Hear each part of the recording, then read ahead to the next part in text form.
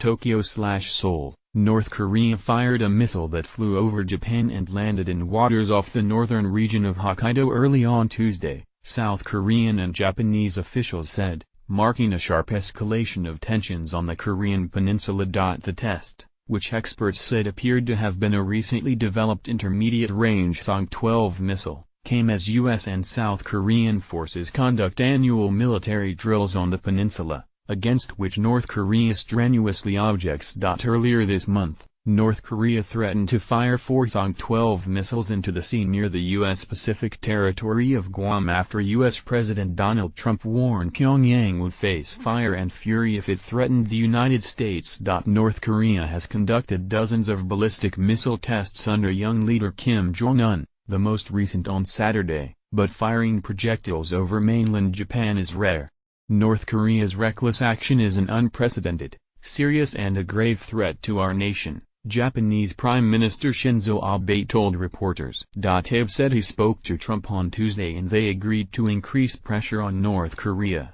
Trump also said the United States was 100% with Japan, Abe told reporters. The United States, Japan and South Korea asked for a United Nations Security Council meeting to discuss the test, diplomats said. A meeting of the 15-member Security Council would be held later on Tuesday, they said. Earlier this month, the Security Council unanimously imposed new sanctions on North Korea in response to 2 long-range missile launches in July. South Korea's military said the missile was launched from near the North Korean capital, Pyongyang, just before 6 a.m., 2100 GMT Monday, and flew 2,700 kilometers, 1,680 miles, reaching an altitude of about 550 kilometers, 340 miles. We will respond strongly based on our steadfast alliance with the United States if North Korea continues nuclear and missile provocations, the South's foreign ministry said in a statement. Loudspeaker warnings. North Korea fired what it said was a rocket carrying a communications satellite into orbit over Japan in 2009. The United States, Japan and South Korea considered it a ballistic missile test. It's pretty unusual, said Jeffrey Lewis, head of the East Asia Non-Proliferation Program at the Middlebury Institute of Strategic Studies in California. North Korea's early space launches in 1998 and 2009 went over Japan, but that's not the same thing as firing a missile. Japan's Chief Cabinet Secretary Yoshihide Suga said the missile fell into the sea 1,180 kilometers, 735 miles, east of Cape Aramo on Hokkaido. The Japanese government's J-Alert system broke into radio and TV programming, warning citizens of the possible missile. Bullet train services were temporarily halted and warnings went out over loudspeakers in towns in Hokkaido. I was woken by the missile alert on my cell phone, said Ayaka Nishijima, 41, an office worker from Morioka, the capital of Iwate Prefecture, 300 kilometers, 180 miles, south of Cape Aramo. I didn't feel prepared at all. Even if we get these alerts, there's nowhere to run.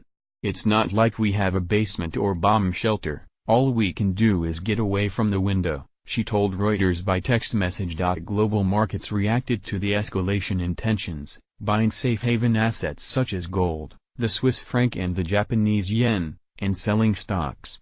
Japan's Nikkei 225 index, N225 fell almost 1% to a near 4-month low, while South Korea's Kospi index, KS11 was down a similar percentage. South Korea's finance ministry said it will monitor financial markets around the clock and step in if needed. Dialogue prospects. U.S. Secretary of State Rex Tillerson appeared to make a peace overture to North Korea last week, welcoming what he called the restraint Pyongyang had shown by not conducting any tests since July. Some experts said Kim was trying to pressure Washington to the negotiating table with its latest test. North Korea think that by exhibiting their capability, the path to dialogue will open, Masao Okanagi, professor emeritus at Japan's Keio University, said by phone from the Seoul. That logic, however, is not understood by the rest of the world, so it's not easy, he said. The Japanese military did not attempt to shoot down the missile, which passed over Japanese territory around 6:07 a.m. local time, 2107 GMT.